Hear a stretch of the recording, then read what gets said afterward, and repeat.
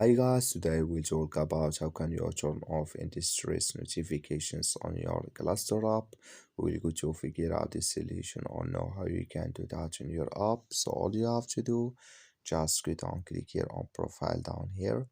So then it's going to take you to this list. Then all you have to do, just click here on account settings here.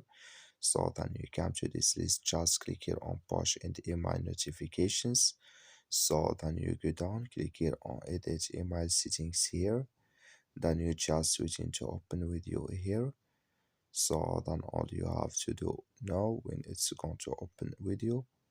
So then you just go down, you click here on industry here. So then you come to this list, click in the sun or this color. Like you see color, it's gone. That's mean industry notifications on off. We don't know. That's all you have to do. Thank you for watching. Don't forget to support us by like and subscribe.